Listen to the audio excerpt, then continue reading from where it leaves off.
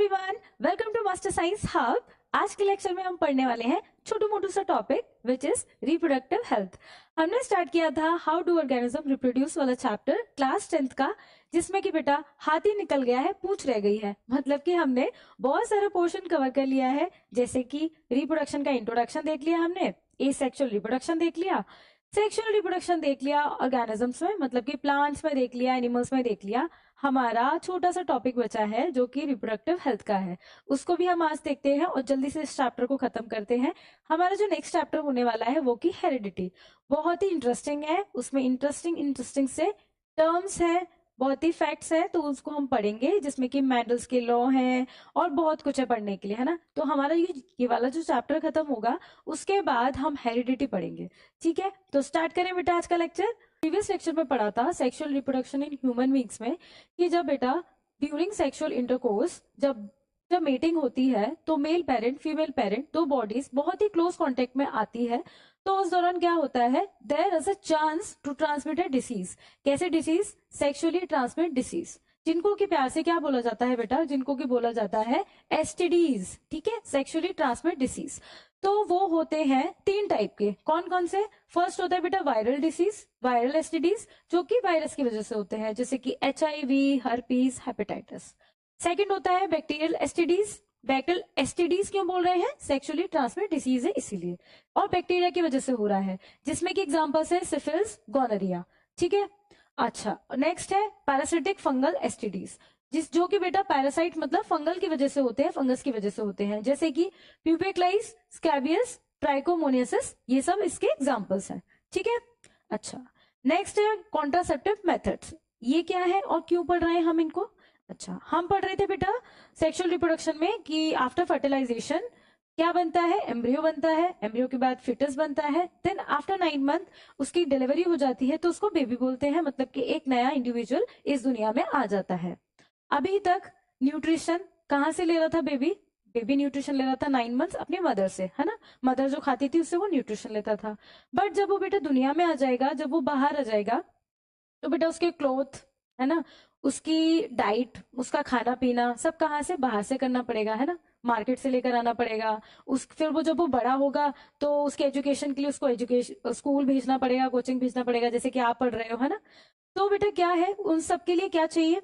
उन सब के लिए उसके केयर करने के लिए भी क्या, उसके मम्मी पापा भी उतनी बड़े होने चाहिए, उतने केपेबल होने चाहिए, है ना, मेंटली, फिजिकली और बेटा फाइनेंशियली भी। तो मैं पढ़ा था कि गैमेट फॉर्मेशन कब स्टार्ट होता है? During the age of puberty. इन मेल्स में फॉर्मनन स्टार्ट होता है और फीमेल्स में एग का प्रोडक्शन स्टार्ट होता है।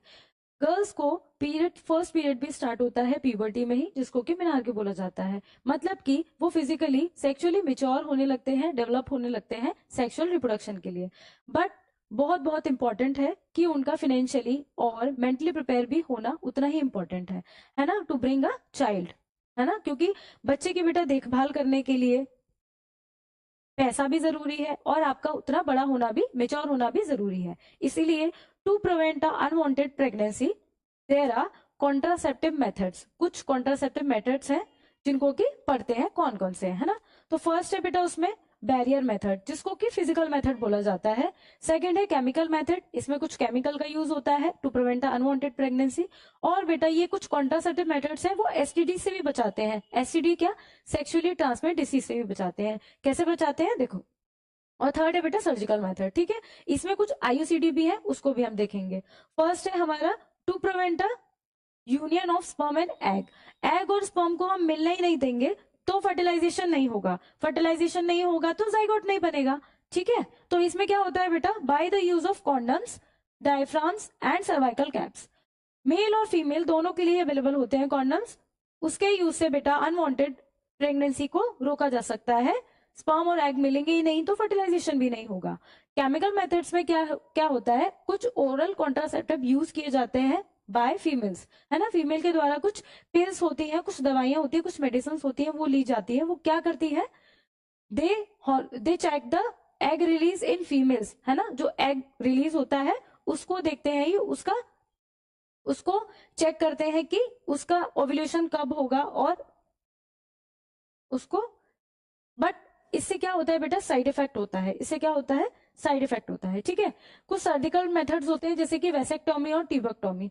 वैसेक्टोमी और ट्यूबेक्टोमी क्या होता है कि वैसेक्टोमी को याद रखना बेटा, वास्ट डिफरेंस है ना, वो मेल्स में होती है। वैसेक्टोमी किसमें की जाती है? मेल्स में होती है। हमने पढ़ा था कि टेस्टिस क्या बना रही थी? स्पर्म बना रही थी, ठीक है, टेस्टिस स्पर्म बना रही थी। और वास्ट डिफरेंस जो ट्यूब था वो क्या कर रहा था? स्पर्म को ले जाने का काम कर रहा था, है ना, स्पर्म को ले जाने का काम कर रहा था। तो बेटा क्या करते हैं इस सर्जरी में, है ना, vasectomy is a type of surgery, surgery तो है ये, है ना, सर्जिकल मेथड है। तो उसमें क्या करते हैं कि वास्ट डिफरेंस की ट्यूब को कट करके उसको टाइट कर देते हैं, उसको बांध देते हैं, उसको सील कर देते हैं। तो अगर स्पर्म बनेगा और ये ले जाएगा तो ये इससे आगे नहीं ले जा पाएगा, इससे आगे नहीं ले जा पाएगा, तो बेटा ये रिलीज भी नहीं कर पाएगा, है ना, और बेटा स्पर्म नहीं जाएंगे तो फर्टिलाइजेशन भी नहीं होगी, ठीक है। तो ऐसे प्रिवेंट कर सकते हैं अनवांटेड प्रेगनेंसी को। ट्यूबेक्टोमी में क्या होता है? ट्यूबेक्टोमी फीमेल्स में होती है, सर्जिकल मेथड है। ट्यूबेक्टोमी को याद रखेंगे, fallopian tubes, fallopian tubes tubectomy, ठीक है। इनमें क्या करते हैं? एग रिलीज कहाँ करता है बेटा? फेलोपियन ट्यूब में। फेलोपियन ट्यूब में होता है हमारा एग, और स्पर्म वेजाइना से भागते हुए कहाँ जाते हैं बेटा? यूट्रस के द्वारा फेलोपियन ट्यूब में। वहां होती थी, क्या होती थी? फर्टिलाइजेशन होती थी। अगर बेटा फेलोपियन ट्यूब को कट करके इसको बांध दिया जाए, इसको सील कर दिया जाए, तो स्पर्म भागता हुआ कहाँ जाएगा? नहीं जा पाएगा ना, फेलोपियन ट्यूब में ही तो है एग, और फर्टिलाइजेशन नहीं होगी, जायगोट नहीं बनेगा, ठीक है। तो ऐसे प्रिवेंट कर सकते हैं किसको? अनवांटेड प्रेगनेंसी को, ठीक है। बट बेटा ये जो मेथड्स हैं, ओरल कॉन्ट्रासेप्टिव, ये सर्जिकल मेथड, ये किसको प्रिवेंट कर रहे हैं? अनवांटेड प्रेगनेंसी को, कोई भी एसटीडी को नहीं प्रिवेंट कर रहा है। बट जो बैरियर मेथड है, बट जो फिजिकल मेथड है, बैरियर मेथड, ये दोनों प्रिवेंट करता है। एसटीडी भी, सेक्सुअल ट्रांसमिट डिसीज भी प्रिवेंट करता है, और अनवांटेड प्रेगनेंसी भी, ठीक है। तो बेटा इसके कुछ देख लो आप, ये कैसे दिखते हैं। ये है बेटा मेल कॉन्डम, ये है फीमेल कॉन्डम, ये है डायफ्राम, और ये है हार्मोनल रिंग। कुछ बेटा आईयूसीडीज भी होती है, जिसको कि हम क्या बोलते हैं? कॉपर टी, जिसका एग्जाम्पल क्या है? कॉपर टी, ठीक है। ये टी शेप का है, टी अल्फाबेट है, इसलिए इसको कॉपर टी बोला जाता है। आईयूसीडी का मतलब होता है इंट्रा यूट्राइन कॉन्ट्रासेप्टिव डिवाइस, जो कि बेटा फीमेल की यूट्रस में प्लेस किए जाते हैं to prevent the unwanted pregnancy, ठीक है। ये कॉपर आयन रिलीज करते हैं, इसलिए इसका कॉपर टी नाम है। और कुछ यूआईडीज भी होते हैं, यूआईडी, ठीक है, जो हार्मोनल की बनी होती है, यहाँ हार्मोन भरा रहता है, ये भी ऐसे ही शेप की होती है, ये भी आईयूसीडी के अंडर ही आती है, ठीक है। कुछ ओरल कॉन्ट्रासेप्टिव होते हैं, कुछ इम्प्लांट किए जाते हैं, कुछ डायफ्राम्स हैं, ये कॉन्डम है, ये कॉन्ट्रासेप्टिव इंजेक्शन है। तो ये सब क्या है? मेथड्स ऑफ कॉन्ट्रासेप्टिव है, ठीक है। अच्छा, नेक्स्ट है बेटा पॉपुलेशन। हम पढ़ते आ रहे थे स्टार्टिंग से कि रिप्रोडक्शन क्यों इंपॉर्टेंट है। अगर ये लाइफ प्रोसेस नहीं है तो, मतलब कि लाइफ प्रोसेस होने का मतलब कि अगर कोई रिप्रोडक्शन नहीं करेगा, मतलब अपनी पूरी लाइफ में कोई ह्यूमन बीइंग ही, तो बेटा वो मरना ही जाएगा, है ना, वो लाइफ प्रोसेस नहीं है, वो इतना इंपॉर्टेंट नहीं है। बट ये इसको हम पढ़ रहे हैं तो क्यों इंपॉर्टेंट है? मतलब कुछ तो इंपॉर्टेंस होगा। इसका ये इंपॉर्टेंस है कि कोई भी पर्टिकुलर स्पीशीज की नंबर ऑफ पॉपुलेशन मेंटेन रहे इस अर्थ पे, इसलिए रिप्रोडक्शन इंपॉर्टेंट है। और भी चीजें हैं जैसे कि वेरिएशन आता है, इवोल्यूशन होता है, इसलिए रिप्रोडक्शन इंपॉर्टेंट है। बट बेटा अगर किसी एरिया की पॉपुलेशन हमको पता लगानी है तो कैसे पता लगाएंगे, कैसे डिफाइन करेंगे उसको? वहां की बर्थ रेट और डेथ रेट से, है ना। उस पर्टिकुलर गिवन एरिया की बर्थ रेट क्या है और डेथ रेट क्या है, उससे हम पता लगाएंगे कि वहां की पॉपुलेशन क्या है, ठीक है। Population refers to the total number of individual of a species occupying particular geographical area as a given time. Size of population depends upon birth rate and death rate, ठीक है। वहां कितने लोग बर्थ ले रहे हैं, कितने लोग जन्म रहे हैं, और कितने लोगों की मृत्यु हो रही है, कितने लोगों की डेथ हो रही है, इस बात से पता लगाएंगे कि वहां की पॉपुलेशन क्या है। जैसे बेटा ये समझो कि डेथ रेट बहुत कम है, मतलब कि 5 लोग मर रहे हैं और उस पर 15 मतलब कि 15 लोगों की बर्थ हो रहा है ना, जन्म रहे हैं, तो वहां की पॉपुलेशन का साइज क्या है? बहुत बड़ा है, इंक्रीज हो रही है वहां की पॉपुलेशन, ठीक है। समझे ऐसे?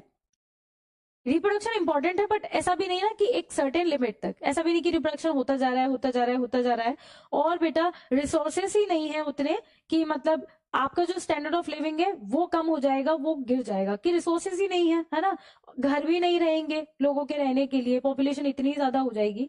तो एक सर्टेन लिमिट तक ही है। कुछ गवर्नमेंट स्कीम्स चलाई गई हैं जहां पे बोला जाता है कि फैमिलीज में 2 ही चाइल्ड होने चाहिए, है ना, उससे ज्यादा नहीं होने चाहिए। वो क्यों? पॉपुलेशन को मेंटेन करने के लिए, बैलेंस बनाने के लिए ना, कि जितने लोग बर्थ ले रहे हैं और जितने लोगों की डेथ हो रही है उसको बैलेंस कर सके।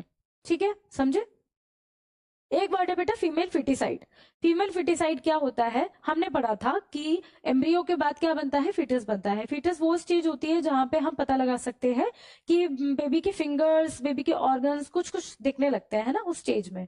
तो बेटा क्या होता है कि हम इंडिया में रह रहे हैं, हमने अभी तक सुना होगा, और नहीं सुना होगा तो सुनो। इंडिया में आज भी कुछ रीजंस ऐसे हैं, और पहले तो बहुत ही ज्यादा होता था ये, कि जहां पे बेटा लोगों को, पेरेंट्स को, मतलब स्पेशली पेरेंट्स को और आसपास के लोगों को, वहां पे उनको डॉटर नहीं चाहिए, मतलब फीमेल नहीं चाहिए, लड़की नहीं चाहिए, है ना, लड़का चाहिए उनको, बेबी बॉय चाहिए, बेबी गर्ल नहीं चाहिए। तो वो क्या करते थे कि जब मदर प्रेग्नेंट होती थी, है ना, प्रेग्नेंट होती थी, और बेबी जब फीटस वाली स्टेज में होता था, फीटस, और जब पता लगा लेते थे उसका सेक्स कि वो फीमेल है कि मेल है, अगर पता लगता था कि वो फीमेल है तो बेटा उसको मार देते थे, उसको किल कर देते थे उसी स्टेज में, फीटस वाली स्टेज में। इसलिए इसे बोला जाता है फीमेल फिटिसाइड। हालांकि वो इलीगल है ना, सेक्स का पता करना कि वो फीमेल है या मेल है, बट बेटा ऐसा बहुत होता था पहले, है ना, बहुत होता था। अब उसको बैलेंस करने के लिए कई सारी चीजें हैं कि बेटी बचाओ बेटी पढ़ाओ, है ना, और इसके लिए सेक्स रेशियो भी पता लगाया जाता है। सेक्स रेशियो का मतलब होता है कि बेटा अगर 1000 मेल है तो उसमें कितनी फीमेल्स है ना, कितनी फीमेल्स है, इसको बैलेंस करने के लिए सेक्स रेशियो का भी पता लगाते हैं, है ना। तो फीमेल फिटिसाइड इसे बोला जाता है। हालांकि मेरे पापा मुझे बहुत प्यार करते हैं, मतलब हमारे पेरेंट्स हमें बहुत प्यार करते हैं, बट यहाँ पे इंडिया में आज भी कुछ रीजंस ऐसे हैं कि जहाँ पे बेटा लोगों को बेटी नहीं चाहिए, बेटा चाहिए। अब बेटा कहाँ से आएगा, लेकिन मदर से। मदर कौन है, फीमेल। फीमेल भी बेटा, उसकी जो मदर है फीमेल है, वो भी तो कभी बेबी रही होगी ना फीटस वाली स्टेज में। तो बेटा ऐसे लोग नहीं सोचते, है ना, लोगों को सोचना चाहिए फॉर अ बेटर सोसाइटी। तो बेटा इस टॉपिक के साथ हमारा होता है चैप्टर खत्म, है ना, चैप्टर खत्म कर लिया हमने, है ना। हम नेक्स्ट चैप्टर पढ़ेंगे हेरिडिटी, है ना, हेरिडिटी पढ़ेंगे। चलो, तो हमने बहुत सारे लेक्चर्स में, 4-5 लेक्चर्स में इस चैप्टर को कवर किया है बहुत अच्छे से, है ना, बहुत डिटेल में। तो आप मेरे प्रीवियस लेक्चर्स भी देख सकते हैं कि मैंने बहुत अच्छे से एक्सप्लेन किया है, आपको बहुत अच्छे से समझ में आया होगा, आई होपफुली, है ना। तो बेटा मिलते हैं हेरिडिटी के साथ नेक्स्ट लेक्चर में, नेक्स्ट चैप्टर के साथ। तब तक के लिए stay tune, stay happy, stay healthy, और मिलते हैं नेक्स्ट लेक्चर में। तब तक के लिए टाटा, बाय बाय।